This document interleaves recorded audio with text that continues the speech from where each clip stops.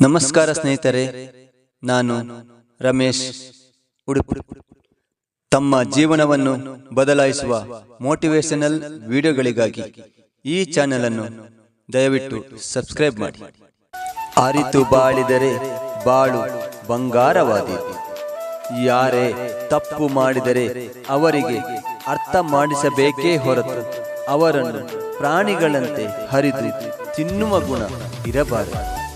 ಹೌದು ಸ್ನೇಹಿತರೆ, ಇವತ್ತಿನ ಬದುಕು ಎಷ್ಟು ತ್ವರಿತವಾಗಿದೆ ಎಂದರೆ ನಾವು ಬಾಳುತ್ತಿದ್ದೇವೆ ಎನ್ನುತ್ತೇವೆ, ಆದರೆ ಏನು ಮಾಡುತ್ತಿದ್ದೇವೆ ಎಂಬ ಅರಿವು ನಮಗಿಲ್ಲ. ತಪ್ಪು ಮಾಡಿದವನಿಗೆ ಕೋಪವಾಗುವುದು ನಿಸರ್ಗದ ನಿಯಮ, ಆದರೆ ಅರ್ಥ ಮಾಡಿಸುವುದು ಮಾನವೀಯ. ಬದುಕು ಬಂಗಾರವಾಗಬೇಕು ಅಂದರೆ ನಾವು ಬದಲಾವಣೆ ಆಗಬೇಕಲ್ಲವೇ? ಬದುಕು ಅಂದರೆ ಊಟ, ನಿದ್ರೆ, ಹಣ ಅಲ್ಲ ಸ್ನೇಹಿತರೆ.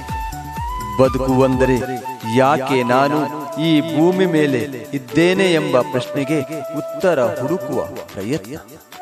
ನೀವು ದಿನವಿಡೀ ದುಡಿದು ಮನೆಯವರು ಸಂತೋಷವಾಗಿರಬೇಕು ಅಂತ ಯೋಚಿಸುತ್ತಿದ್ದೀರಾ? ಆದರೆ ಬದುಕಿನ ಅರ್ಥ ಏನು?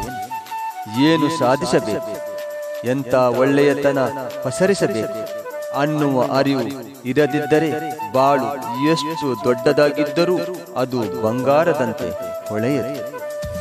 ಜೀವನವನ್ನು ಅರಿತು ಬಾಳಿದಾಗ ನಾವು ಯಾರಿಗೆ ಏನು ನೀಡುತ್ತಿದ್ದೇವೆ ಎಂಬುದು ಗೊತ್ತಾಗುತ್ತದೆ. ತಪ್ಪು ಮಾಡಿದರೂ ನಮಗೆ ಎಲ್ಲ ಸಮಯದಲ್ಲಿ ಮಾಫಿ ಸಿಗಬೇಕೆನಿಸುತ್ತೆ. ಹಾಗೆ ನಾವು ಇತರರ ತಪ್ಪಿಗೆ ಒಂದು ಅವಕಾಶ ಕೊಡಬೇಕು. ತಪ್ಪು ಮಾಡಿದವರಿಗೆ ಅರ್ಥ ಮಾಡಿಸಬೇಕೇ ವಿನಃ ಒಬ್ಬನು ತಪ್ಪು ಮಾಡಿದನೆಂದರೆ ಅವನು ತಪ್ಪಿನ ಜೀವವಲ್ಲ. ಬಹುಶಃ ಅವನಿಗೆ ಜ್ಞಾನವಿಲ್ಲ, ಅಥವಾ ಅವನ ಪರಿಸ್ಥಿತಿಯೇ ಅವನನ್ನು ಆ ತಪ್ಪಿಗೆ ದೂಡಿರಬಹುದು. ನಾವೆಲ್ಲ ಬದುಕಿನಲ್ಲಿ ತಪ್ಪು ಮಾಡಿದ್ದೇವೆ, ಕೆಲವೊಮ್ಮೆ ಮಾತಿನಲ್ಲಿ, ಕೆಲವೊಮ್ಮೆ ವರ್ತನೆಗಳಲ್ಲಿ. ಆಗ ಯಾರಾದರೂ ನಮ್ಮನ್ನು ಗದರಿಸದೆ ನಮ್ಮ ಕೈ ಹಿಡಿದು ಹೇಳಿದರೆ ಇದು ತಪ್ಪು ಅಂತ, ಇದರಿಂದ ನೋವು ಆಗುತ್ತದೆ ಅಂತ, ಅವನು ತಪ್ಪನ್ನು ಬಿಟ್ಟು ನಂಬಿಕೆಯಿಂದ ನಡಿತಾನೆ. ಒಬ್ಬರು ಎಡವಿದರೆ ಅವರನ್ನು ಎತ್ತಿ ನಿಲ್ಲಿಸುವುದು ನಿಜವಾದ ಮಾನವೀಯತೆ.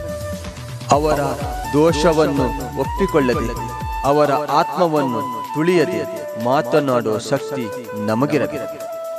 ಅವರನ್ನು ಹರಿದು ತಿನ್ನುವ ಗುಣ ಇರಬಾರದು. ಅವನ ತಪ್ಪಿಗೆ ನೀವು ಕೋಪಗೊಂಡಿದ್ದೀರಾ? ನೀವು ಕೋಪಗೊಳ್ಳುವುದು ತಪ್ಪು ಅಲ್ಲ, ಆದರೆ ಆ ಕೋಪದ ಭಾಷೆ, ಆ ನೋಯಿಸುವ ಮಾತು, ಆ ಕಟುವಾದ ವರ್ತನೆ ಅವು ಯಾರನ್ನು ತಿದ್ದುವುದಿಲ್ಲ, ಬದಲಾಗಿ ಅವರ ಹೃದಯವನ್ನು ಮುರಿದು ಬಿಡುತ್ತದೆ. ತಪ್ಪನ್ನು ತಿದ್ದುವುದು ಸರಿ, ಆದರೆ ತಿದ್ದುವ ರೀತಿಯು ಮನುಷ್ಯನದಾಗಿರಬೇಕು. ಬದುಕಿನಲ್ಲಿ ಒಂದೆರಡು ಮಾತುಗಳು ನಮ್ಮ ಜೀವನವನ್ನೇ ಬದಲಾಯಿಸುತ್ತವೆ.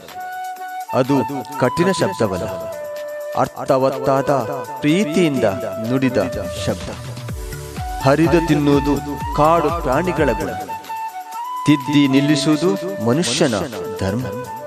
ಅದು ಎಲ್ಲಿಗೆ ಸಾಗಬೇಕು ಅನ್ನೋದು ನಿಮ್ಮ ಆಯ್ಕೆಗೆ ಬಿಟ್ಟಿದೆ.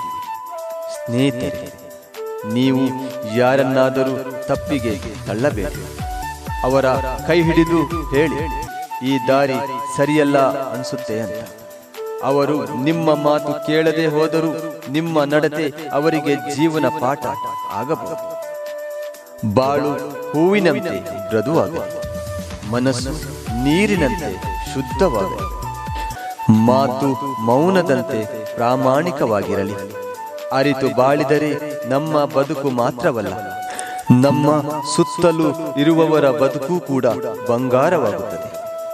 ಬಾಳಬೇಕು, ಆದರೆ ಮನುಷ್ಯನಾಗಿ ಬಾಳೋಣ, ಪ್ರಾಣಿಗಳಂತೆ ಬೇಡ. ನಾವು ನಮ್ಮ ಕೋಪದಿಂದ ಬೇರೆಯವರಿಗೆ ನೋವು ಕೊಡುವುದು ಬೇಡ, ಬದಲಾಗಿ ನಮ್ಮ ಮೌನದಿಂದ ಮಾರ್ಗ ತೋರಿಸುವವರಾಗೋಣ. ಈ ಮಾತು ನಿಮ್ಮ ಹೃದಯವನ್ನು ಮುಟ್ಟಿದರೆ ಇನ್ನು ಮುಂದೆ ನೀವು ಯಾರಾದರೂ ತಪ್ಪು ಮಾಡಿದಾಗ ಅವರಿಗೆ ಅರ್ಥ ಮಾಡಿಸುವುದು ನಿಮ್ಮ ಮೊದಲನೆಯ ಪ್ರತಿಕ್ರಿಯೆಯಾಗಿದೆ. ಈ ಒಳ್ಳೆಯ ವಿಷಯವನ್ನು ಇತರರಿಗೆ ತಲುಪಿಸೋಣ. ಈ ವಿಡಿಯೋವನ್ನು ಶೇರ್ ಮಾಡಿ, ಕಮೆಂಟ್ನಲ್ಲಿ ನೀವು ಅನುಭವಿಸಿದ ಇಂಥ ಕ್ಷಣಗಳನ್ನು ಹಂಚಿಕೊಳ್ಳಿ. ಹಾಗೆಯೇ ಈ ಚಾನೆಲ್ ಅನ್ನು ಸಬ್ಸ್ಕ್ರೈಬ್ ಮಾಡುವುದು ಮಾತ್ರ ಮರೆಯಬೇಡಿ. ಥ್ಯಾಂಕ್ ಯು ಸ್ನೇಹಿತರೆ.